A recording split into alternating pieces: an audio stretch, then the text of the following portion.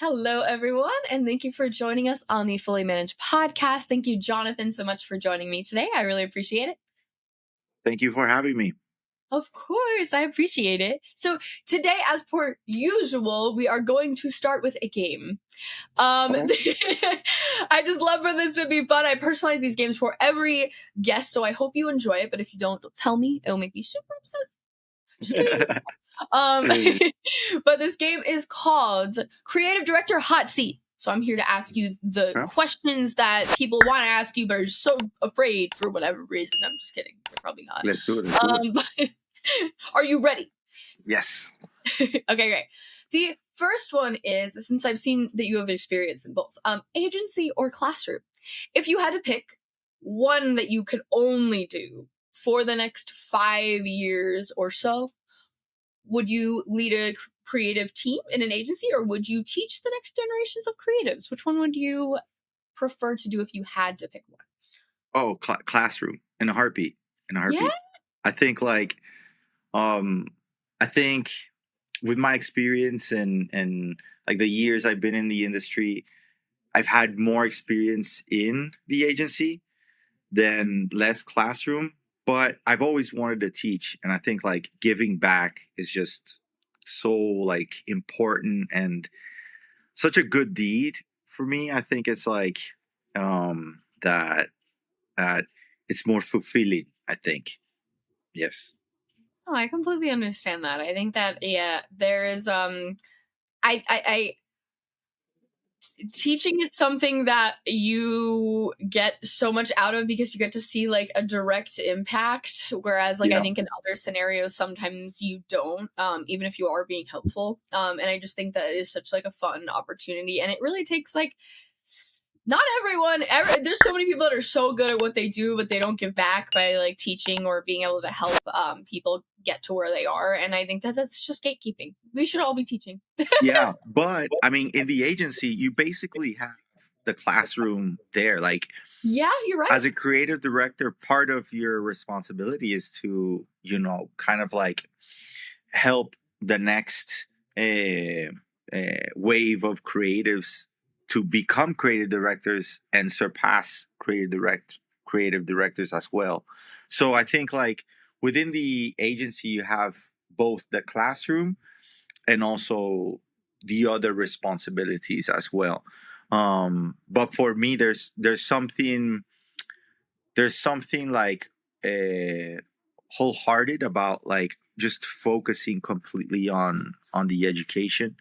That was actually my minor in education, so I always knew from like college that I wanted to return any and all experience that I gained. So yeah. It's good on you for wanting to do that. I think that there is a lot of like very talented people out there that don't kind of give back in that way. I think I'm seeing a lot more of it now because of like thought leadership being more emphasized, which I love to see. And I'm happy that we've kind of like opened that environment specifically in the agency world to like be much less like secretive of like this is mine, and because I don't want someone else to do it, because that would make them competition. I think that that's just like not a faith in your own work. Yeah. I sometimes say like um in the day-to-day in the industry, let's say like that, in advertising, there's a lot of like self-taught things that you learn in the day-to-day, and I think like the way to self-improve and also like make the industry better is just for ourselves to kind of like share our own knowledge with folks around us and be like, hey, this is what it's like. And for example, the other day, I had someone from the team being promoted from senior to ACD, and they asked me a simple question that I was like, wow, nobody has asked that before. Why haven't I asked that before? It's like, okay, now that I'm going into a more managerial position, um, what do I have to do?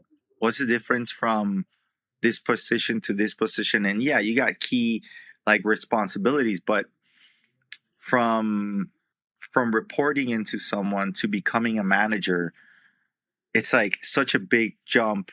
And I don't think um a lot of folks take like training or kind of talk about it It of just like happens. it just happens. Yeah. It's like you're just suddenly a manager. You're like, how did I get here, and how am I managing so many people? And that's kind of like the self-taught things that I think like where the classroom appears within the day-to-day that I think is nice. But um yeah, I really enjoy when there's like the dedicated classroom. You're like, okay, we're gonna talk about things, and we're gonna learn here.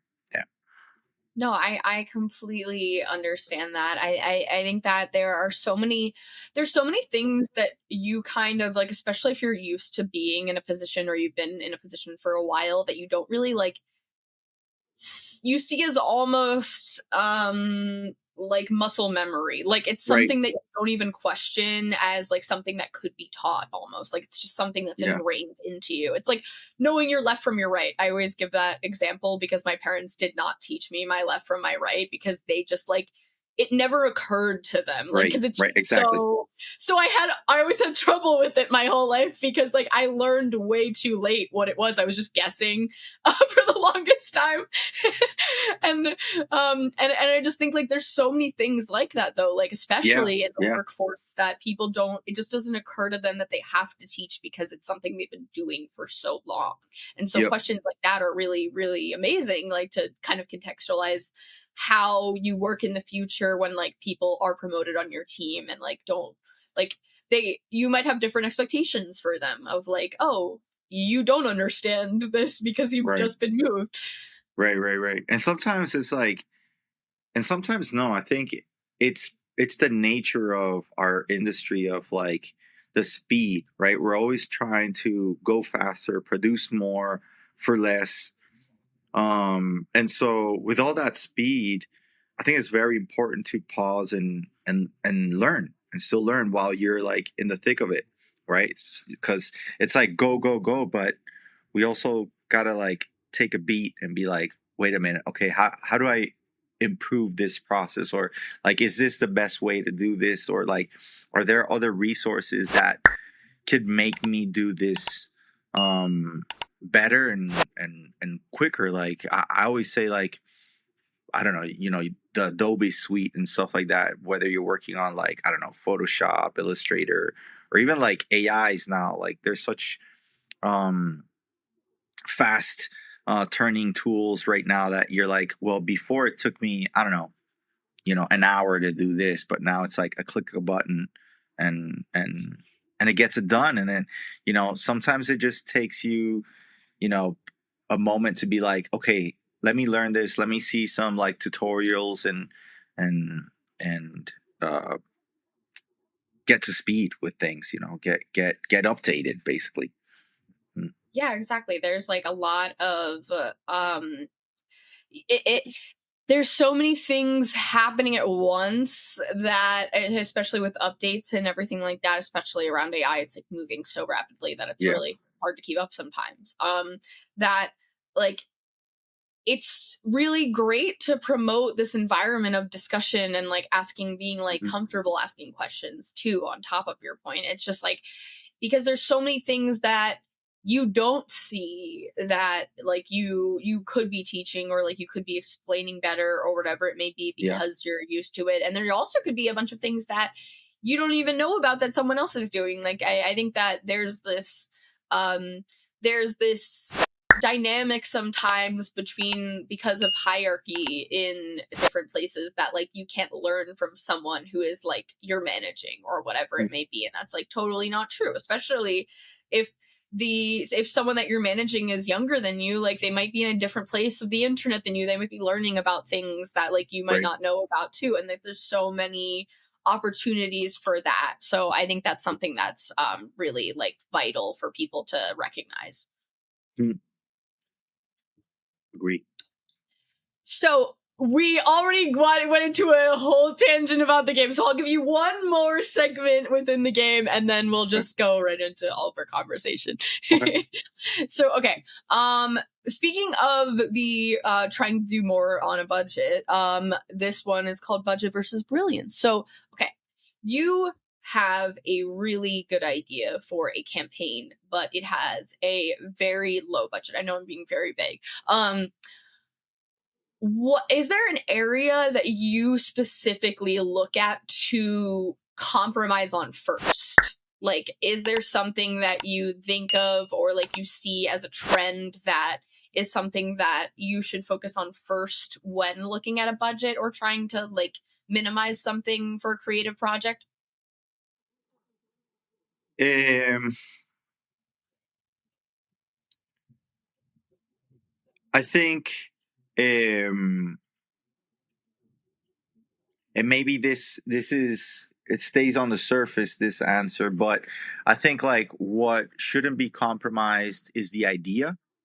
Mm, You know, when thinking about budget, I think it's definitely a challenge to think about like, think big with little budget, but it is possible, and we've seen it.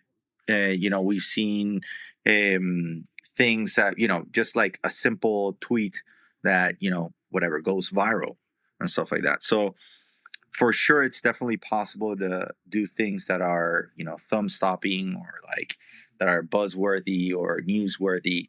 But I think what never should be compromised is the idea. The idea shouldn't be thought as like, okay, this could be, you know, uh, different tiers because of the budget. I think where the tiers come in is like how it comes to life, right? And the idea could come to life in different ways, right? It's like, for example, if you're going to film something, you have an idea, and this could be translated also into like the film industry, just as advertising.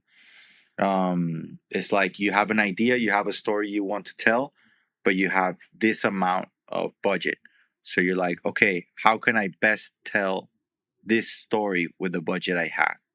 Right. And be honest with yourself, because I think you'll do a disjustice to yourself and to the idea if you try to produce it in a way that if you don't have the means to produce it that way, eh, at the end of the day what you're gonna do is just lose that idea.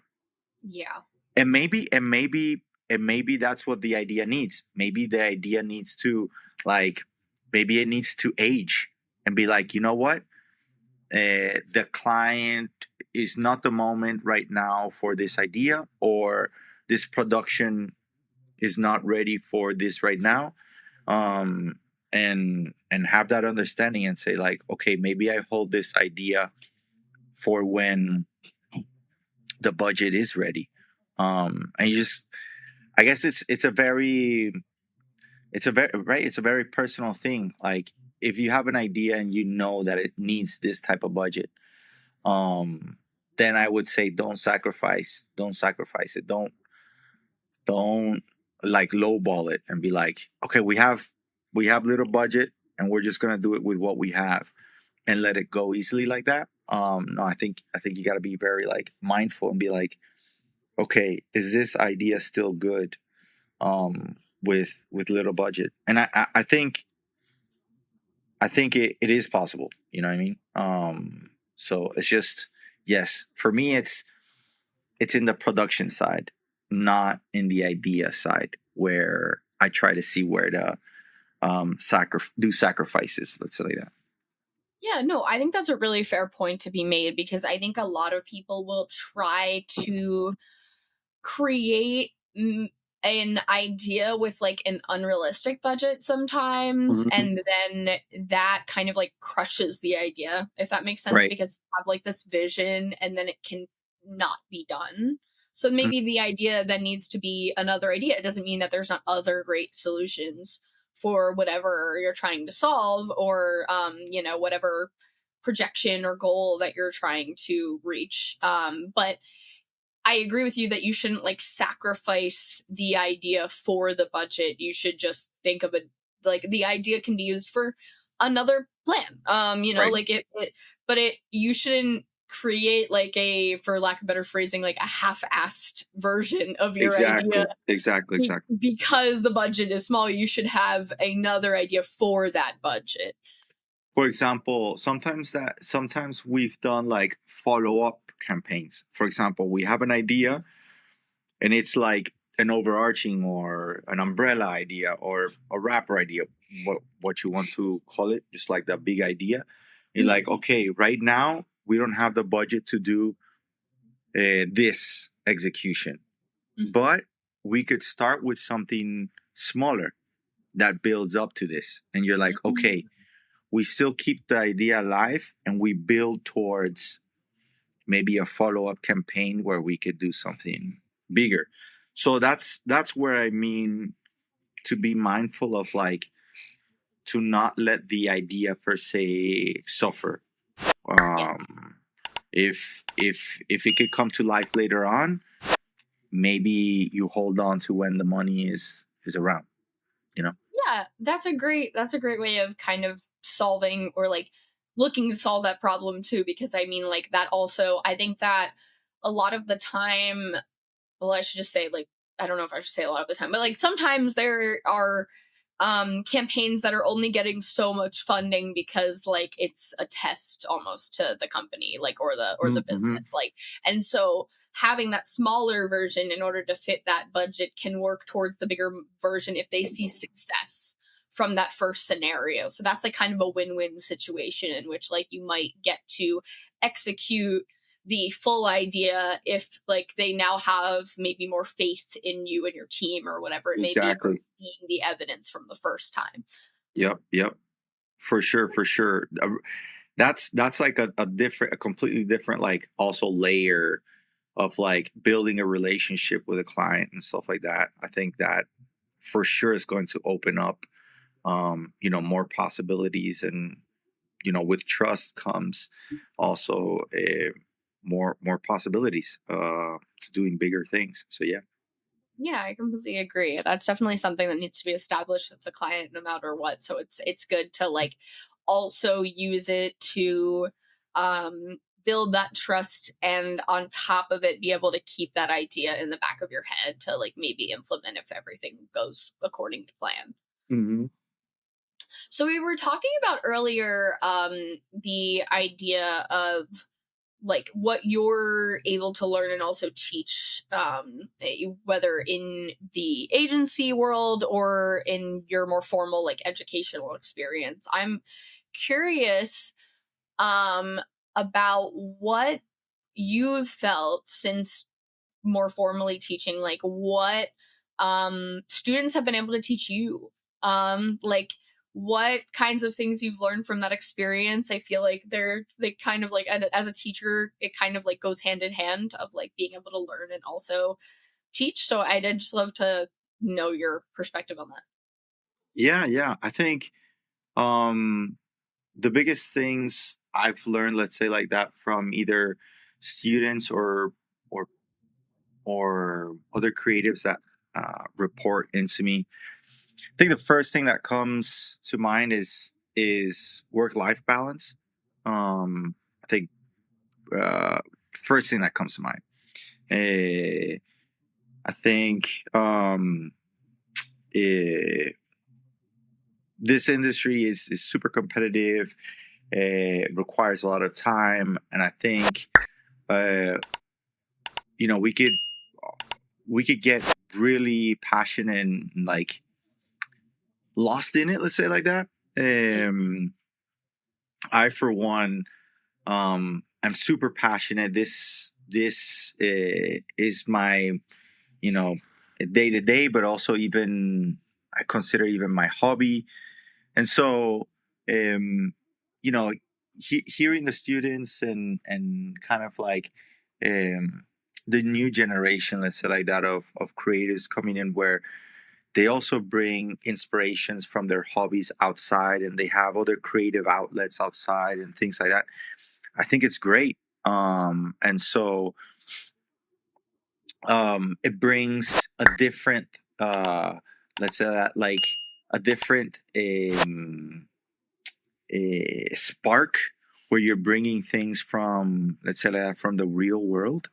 And so it's just a different approach of how to also find inspirations outside. And yeah, I think like the work to life balance is definitely one. And from let's say like that, my experience in the industry, and kind of like my past, work life balance wasn't something that was very present.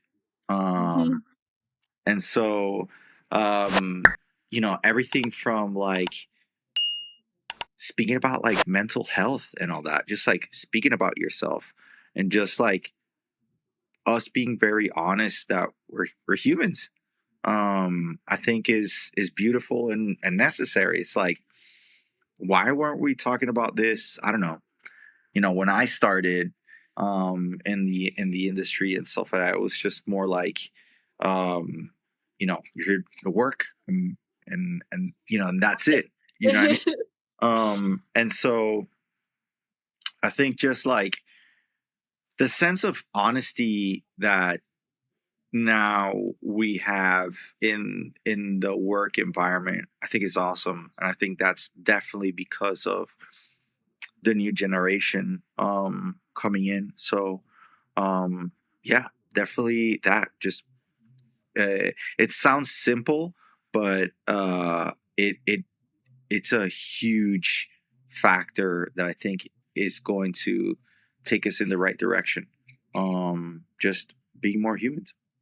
Oh, I completely agree with you, and I think that is a really great takeaway. I think that I it really kills me to see the perspective of that, like the new generation of like the new generation of the workforce is like lazy, or like all of these things that I hear every once in a while. I really don't think that overall that's true. I do think that it's just a shift in mindset of like what is fair to a human to like take on. Right. Um and I do see that as a positive trajectory for work in general, and I hope that like I hope that that generation is able to change people's minds. Yeah. Because like I do think that it is something that is really important for like all of your life. Like work is the usually the biggest part of most people's lives, Yeah. at least like where time is concerned, regardless of whether it's balanced or not. And I really do think that not considering your life outside of work, or not considering how work affects your life, or how your life affects work even, is not really fair. Like this complete utter separation that has always kind of been instilled, I feel like, in the past, is not really fair to like how we work. Like Mhm. brains don't just stop and focus on work, and then once work is over they just focus on life. Like it's not like, what's that show Right. that what is it, Succession, is that what it is? Oh yeah, Wait, yeah, exactly. but it's not like that. Like that's not how human beings work. So why are we treating those things like they're two completely separate things? Yeah, And yeah. and so yeah, I really hope that I see a positive change and mindset shift with like the younger generations. I truly do not think that they are lazier as a No, whole. no. I think they just like are not accepting what they don't deserve. I I th- think that makes sense. yeah, totally aligned with that. And the other thing which I think is like awesome is that they are now more resources than ever for people to be creative. And so being in a creative space and creative industry, it's like at the end of the day, um, if you got like a hobby outside and stuff like that, you got people creating content, and telling their story. um that's like that's something that, you know, before wasn't possible. And kind of like the way that it also opens up people to be more creative, I think that's great. Because what we do is I think is very like, you know, from inside. It's almost like very personal when we bring out an idea or we put out a design out there. It's Yeah, something very personal. it's vulnerable It's a too. creation that comes from inside. And so once you do it more and more, I think you become more accustomed to kind of like opening up and putting your creations out there. Yeah. And with all the resources that are out there right now, I think people uh, are more open to being creative than they were before. I completely agree, and I hope that this changes a lot of things. I feel like with work life balance, so that's like my hope with everything. But like having your experience in both academia and working in agencies, if you could redesign like how creative education works as like a rule, I guess, to better prepare students for like real world scenarios, what do you think you would change? Or like maybe rather change what you feel like you do, whereas it might differ from what like the normal or like the way that it's normally done to do that. Um, I don't know. To be honest, like I think it's pretty solid. Um, the only place where I think there should be um more like, I think like not classes or education, but maybe like seminars and stuff like that, is in the managerial stage. That Hmm. one for sure I think is one that um again, like we were talking about early on, it's something that you're just like, it happens and suddenly you're a manager, right? And Yeah. so um I think that is the space where it's like a lot of managers get to a managerial position without being prepared to be managers, you know, to Mhm. be quite honest. And so it's not like when you're a junior designer and stuff like that, where it's like, okay, I don't know what to do. And you have a manager that is like, okay, I could hold your hand and tell you a little bit how this works and how the space works. And right, every agency and every client is different and they have their own dynamics. And but it's very different when you're managing people, like when you have people's careers, you know, like almost basically in your hands, where it's your responsibility to help them grow. um that's a different ball game. And so I do believe that um there should be, even from like the college standpoint and stuff like that, in the creative space, to be more conversation or a course, or I don't know, something more dedicated to managerial skills. Yeah. Um, so that is the one particular thing that I find that I was like, after being manager for several years, you know, somebody once asked me that, and I was like, that's crazy. I've never heard that question before, and that makes all the sense in the world. We're just like going, and you know, we've never stopped. Like, yeah, people should be prepared to be managers. Yeah, And that is usually the so, normal trajectory for yeah, creative at some point. yep, No, that's a really great point to be made because I think that yeah, like the normal like hierarchy of things goes, and I would like tack on to this of like that course in general, like I don't even know, like business school, like anything like right, that as well, because it really is there are people that I don't even think that they should be managers because Right. they just don't feel like they're good leaders, or like they do better when they're being told what they're like supposed to be doing, or like being managed, because like that makes them feel more structured or whatever it may be.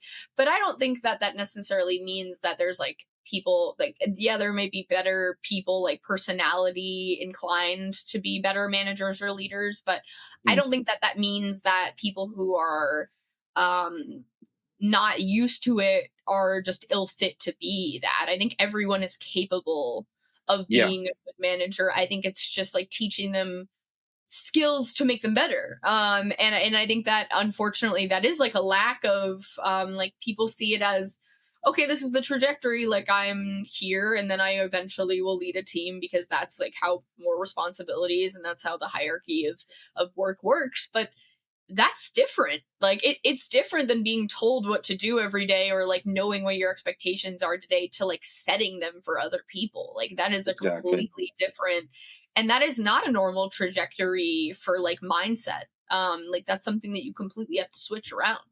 Yeah, yeah. It is a big moment of shift. Definitely.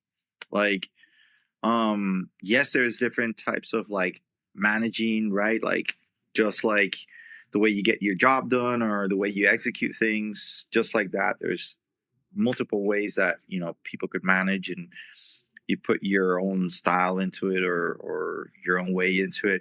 But also it's a point of pivot where you probably were perfecting your skill before that most of your life, and now it's time to kind of like put your pencil down, and you're not going to be so much in the trenches, and it's now time to like oversee.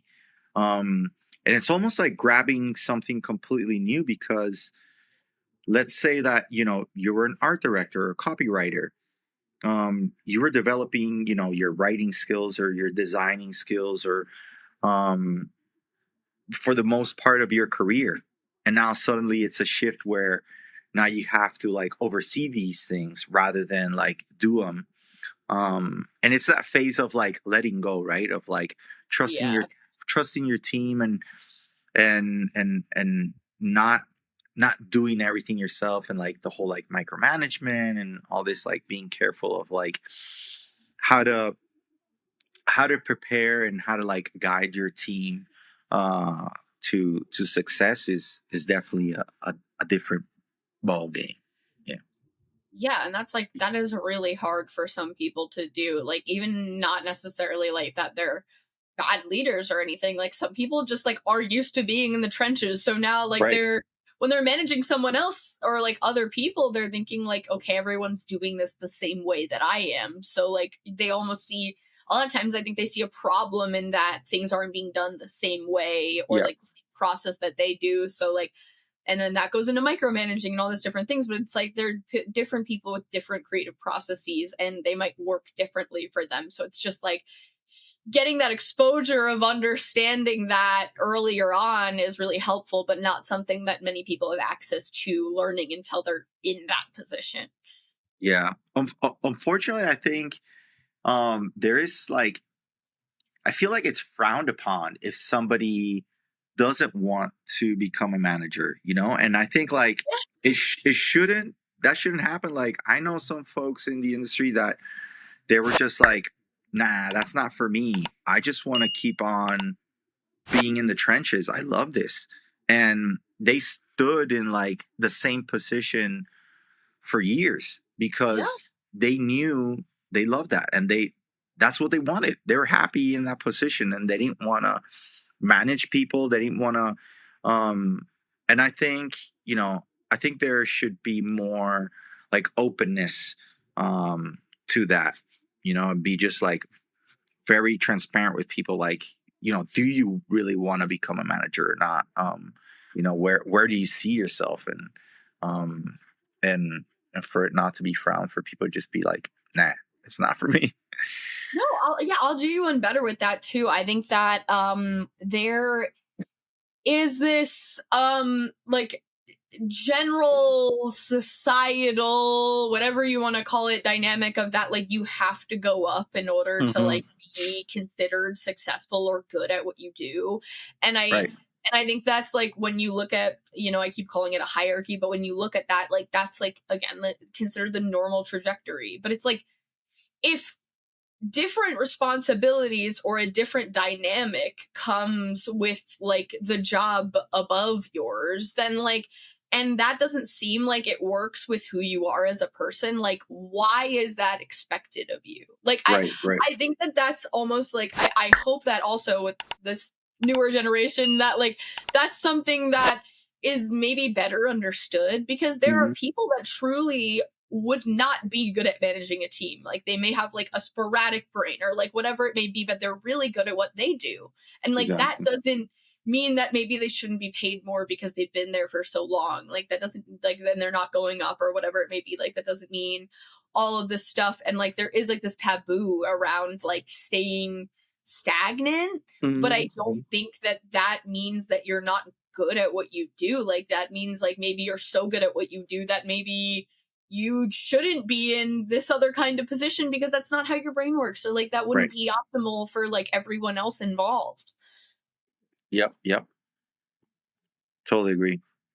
And that's just something that is very, I see just often taboo. So but I will leave it at that. We are definitely over time, but I it's just, it has been fabulous talking to you. I think like your picking your brain is very fun. And I think we both tend to ramble, so it's kind of enjoyable because we just go on these different tangents. But I think they were all really, really helpful to our audience. So Jonathan, thank you so much for joining me today. This was like genuinely such a pleasure. Thank you. Thank you for having me. And anytime, I enjoy talking a lot, as you can see. So I'm here uh, whenever you all want. Yeah, I'm here. Thank you so Thank you. much. Thank you. And also, thank you everyone for watching. If you would also maybe like to talk to Jonathan, I don't know if this is okay for me to leave up to them, but uh Yeah, for sure. information will be in the description. Obviously not your email or anything. We're not going to expose you, but his LinkedIn, just like different so that you guys, if you do have any questions about advice or anything, I'm sure Jonathan would be happy to help you guys. Yep. And just yeah, thank you so much again, and I hope you guys have a lovely day. Thank you.